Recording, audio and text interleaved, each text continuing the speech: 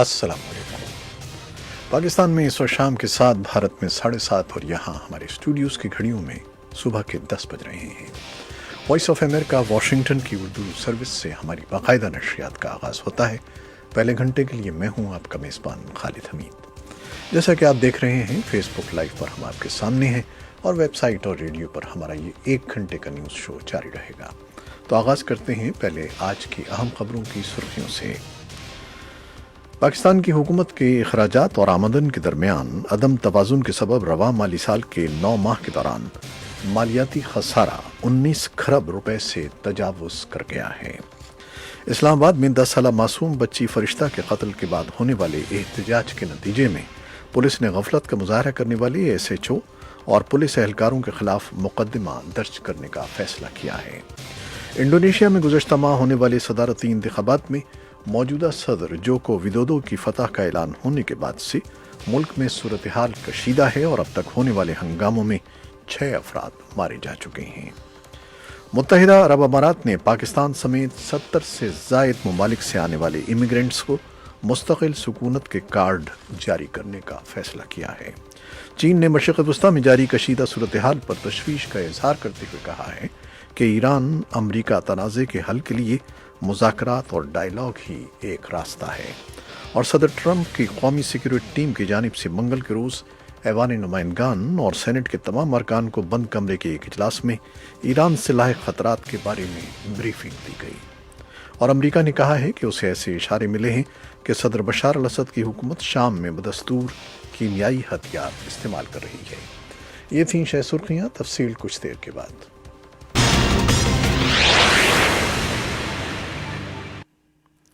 اور اب خبروں کی تفصیل۔ پاکستان کی حکومت کے اخراجات اور آمدن کے درمیان عدم توازن کے سبب رواں مالی سال کے 9 ماہ کے دوران مالیاتی خسارہ 19 کھرب روپے سے تجاوز کر گیا ہے۔ وزارت خزانہ کی جانب سے جاری کیے گئے تازہ اعداد و شمار کے مطابق مالیاتی خسارہ ملک کی مجموعی قومی پیداوار یعنی جی ڈی پی کا 5% تک ہے۔ 1 جولائی سن 2018 سے شروع ہونے والے مالی سال میں مارچ سن 2019 تک کا خسارہ ایک دہائی کے عرصے میں 9 ماہ کے دوران ہونے والا بلند ترین خسارہ ہے۔ اسلام آباد میں 10 سالہ معصوم بچی فرشتہ کے قتل کے بعد ہونے والے احتجاج کے نتیجے میں پولیس نے غفلت کا مظاہرہ کرنے والے ایس ایچ او اور پولیس اہلکاروں کے خلاف مقدمہ درج کرنے کا فیصلہ کیا ہے، جبکہ واقعے کی جوڈیشل انکوائری کروائی جائے گی جو آئندہ 7 روز میں تفصیلی رپورٹ پیش کرے گی۔ مظاہرین اور انتظامیہ کے درمیان مذاکرات کے بعد مظاہرین نے دھرنا ختم کرنے کا اعلان کیا۔ معصوم فرشتہ کی نماز جنازہ اسلام آباد کے ترامڑی چوک میں ادا کی گئی، جس میں پشتون تحفظ موومنٹ کے منظور پشتین، محسن داوڑ اور علی وزیر سمیت سینکڑوں افراد نے شرکت کی۔ انڈونیشیا میں گزشتہ ماہ ہونے والے صدارتی انتخابات میں موجودہ صدر جوکو ودودو کی فتح کا اعلان ہونے کے بعد سے ملک میں صورتحال کشیدہ ہے، اور اب تک ہونے والے ہنگاموں میں 6 افراد مارے جا چکے ہیں۔ انڈونیشیا کے الیکشن کمیشن نے منگل کو صدر ودودو کی کامیابی کا اعلان کیا تھا، جس کے بعد انتخابات میں ان کے حریف امیدوار اور سابق جنرل پرابوو سوبیانتو کے حامیوں نے جکارتا سمیت کئی شہروں میں مظاہرے شروع کر دیے تھے۔ حکام کا کہنا ہے کہ مظاہرین ابتداً پرامن رہے تھے، لیکن شام ڈھلتے ہی کئی مقامات پر مظاہرین نے جلاؤ گھیراؤ شروع کر دیا، جس سے نمٹنے کے لیے پولیس کو آنسو گیس کی شیلنگ اور لاٹھی چارج کرنا پڑی، اور صدر جوکو ودودو نے کہا ہے کہ وہ ملک کے جمہوری عمل کو برباد کرنے کو برداشت نہیں کریں گے۔ اس سے پہلے پولیس اور سابق جنرل پرابوو سوبیانتو کے حامیوں کے درمیان ہلاکت خیز جھڑپیں ہوئی تھیں۔ پرابوو صدارتی انتخابات میں ودودو کے مقابلے میں ہار گئے تھے۔ جکارتا کے گورنر نے کہا کہ بدھ کے روز کی جھڑپوں میں کم از کم 6 افراد ہلاک اور 200 کے قریب زخمی ہوئے ہیں۔ متحدہ عرب امارات نے پاکستان سمیت 70 سے زائد ممالک سے آنے والے امیگرینٹس کو مستقل سکونت کے کارڈ جاری کرنے کا فیصلہ کیا ہے۔ اس سلسلے میں امارات کی حکومت نے ابتدائی طور پر 6,800 امیگرینٹس کی نشاندہی کر دی ہے، جو مستقل سکونت کے گولڈ کارڈ حاصل کرنے کی اہلیت رکھتے ہیں۔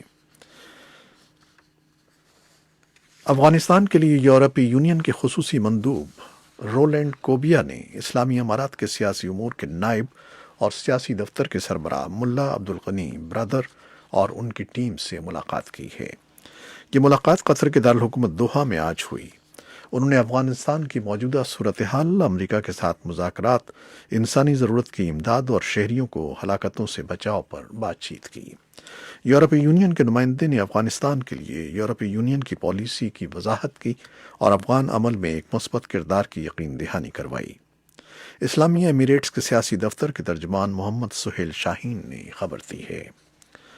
خفیہ اداروں کی نئی اطلاعات کے مطابق افغانستان میں داعش سے منسلک گروپ داعش خراسان تعداد اور سرگرمیوں کے حساب سے فروغ پا رہا ہے اور ان کا دعویٰ ہے کہ ان کے جنگجوؤں کی تعداد 5000 ہو گئی ہے اور یہ پچھلے سال کے اندازوں کے مقابلے میں 5 گنا زیادہ ہے اور ان کی توجہ بڑے اور اہم حملوں پر ہے۔ فوجی عہدیداروں کا کہنا ہے کہ یہ تعداد جو افغانستان میں امریکی فورسز کے ساتھ تازہ ترین سہ ماہی رپورٹ میں مشورہ کی گئی ہے، منگل کے روز شائع کی گئی۔ دفاعی عہدیداروں کے مطابق زیادہ فکر کی بات ہے کہ دہشت گرد گروپ جڑیں پکڑ رہا ہے اور افغان حکومت اور طالبان دونوں کے خلاف اپنا دائرہ کنڑ صوبے میں پچھلے سال سے زیادہ بڑھا دیا ہے۔ افغانستان میں سن 2001 میں گرفتار کیے جانے والے جان واکر لنڈ کو جمعرات کے روز انڈیانا کی وفاقی جیل سے رہا کیا جا رہا ہے۔ انہیں طالبان کو مدد فراہم کرنے کے جرم میں 20 سال قید کی سزا دی گئی تھی اور 17 سال جیل میں گزارنے کے بعد انہیں پروبیشن پر رہا کیا جا رہا ہے۔ چین نے مشرق وسطیٰ میں جاری کشیدہ صورتحال پر تشویش کا اظہار کرتے ہوئے کہا ہے کہ ایران امریکہ تنازع کے حل کے لیے مذاکرات اور ڈائیلاگ ہی ایک راستہ ہے، کیونکہ محاذ آرائی اور تنازع سے ہم کسی نتیجے پر نہیں پہنچ پائیں گے۔ چین کی وزارت خارجہ کے ترجمان لو کانگ نے یہ بات منگل کو بیجنگ میں معمول کی نیوز بریفنگ کے دوران کہی۔ ترجمان سے امریکہ کے صدر ڈونلڈ ٹرمپ کی طرف سے حال ہی میں تہران کو دی گئی دھمکی کے بارے میں سوال پوچھا گیا تھا۔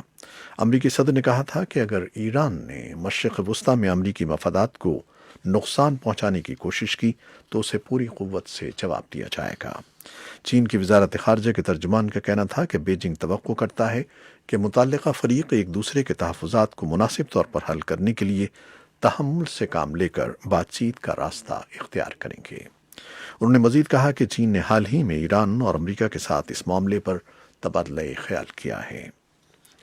اور صدر ٹرمپ کی قومی سیکیورٹی ٹیم کی جانب سے منگل کے روز ایوان نمائندگان اور سینٹ کے تمام ارکان کو بند کمرے کے ایک اجلاس میں ایران سے لاحق خطرات کے بارے میں بریفنگ دی گئی، جس کے بعد امریکی قانون سازوں کی آراء متضاد رہیں۔ جنوبی کیرولائنا سے تعلق رکھنے والے ریپبلکن سینیٹر لنڈسے گراہم کا کہنا تھا کہ انہوں نے ایران کی طرف سے ان خطرات سے آگاہ کیا جو پہلے کے مقابلے میں مختلف ہیں اور یہ کہ امریکی مفادات اور شخصیات کے خلاف یہ حملے متوقع ہیں۔ ڈیموکریٹس کے ان بریفنگ پر مختلف خیالات تھے۔ انہوں نے ایران کی حکومت اور مشرق وسطیٰ میں ان کی خفیہ جنگ پر ٹرمپ انتظامیہ کی دباؤ مہم پر تنقید کی۔ امریکہ نے کہا ہے کہ ایسے اشارے ملے ہیں کہ صدر بشار الاسد کی حکومت شام میں بدستور کیمیائی ہتھیار استعمال کر رہی ہے۔ امریکی محکمہ خارجہ نے خبردار کیا ہے کہ اگر یہ اطلاعات درست ثابت ہوئیں تو امریکہ اور اس کے اتحادی شامی حکومت کے خلاف فوری اور مؤثر کارروائی کریں گے۔ محکمہ خارجہ کے ایک ترجمان مورگن اور ٹیکس کی جانب سے منگل کو جاری بیان میں کہا گیا ہے کہ بدقسمتی سے ایسے اشارے ملے ہیں کہ اسد حکومت نے دوبارہ کیمیائی ہتھیاروں کا استعمال شروع کر دیا ہے اور 19 مئی کو شمال مغربی شام میں مبینہ کلورین حملے کی اطلاعات ہیں۔ امریکی ایوان کی عدلیہ کمیٹی نے وائٹ ہاؤس کے 2 مزید سابق عہدیداروں کو سمن جاری کیے ہیں۔ اس سے پہلے وائٹ ہاؤس کے ایک سابق قونصل ڈونلڈ میک گہن نے ایک سمن کو نظر انداز کر دیا تھا جو صدر ڈونلڈ ٹرمپ کے انصاف میں رکاوٹ کے مبینہ الزام پر گواہی کے لیے انہیں بھیجا گیا تھا۔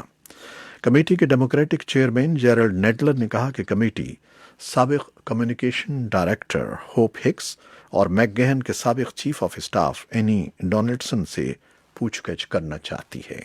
انہیں حکم دیا گیا ہے کہ وہ آئندہ ماہ قانون سازوں کے سامنے سماعت سے پہلے دستاویزات فراہم کریں۔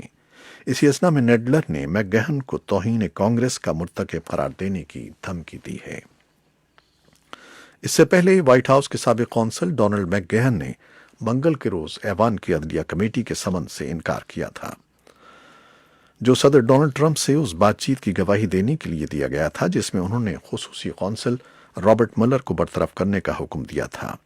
मुलर उस वक्त सन 2016 के सदारती इंतखाबात में रूसी मुदाखलत की तहकीकात के वस्त में थे। डेमोक्रेटिक कंट्रोल वाले ऐवान के पैनल ने शहादत वाली मेज के साथ खाली कुर्सी पर मैकगहन का नाम लिखा हुआ था, लेकिन 50 साल वाशिंगटन अटॉर्नी ने, जो अब निजी प्रैक्टिस कर रहे हैं, व्हाइट हाउस की इस हिदायत पर कायम रहे कि गवाही न दी जाए। ये थी वो खबरें जो फेसबुक लाइव पर हमने आपके लिए पेश की। वेबसाइट और रेडियो पर हमारा ये 1 घंटे का न्यूज़ शो जारी है। हमारे साथ रहिएगा। फेसबुक लाइव से इजाज़त लेते हैं। अल्लाह हाफिज़।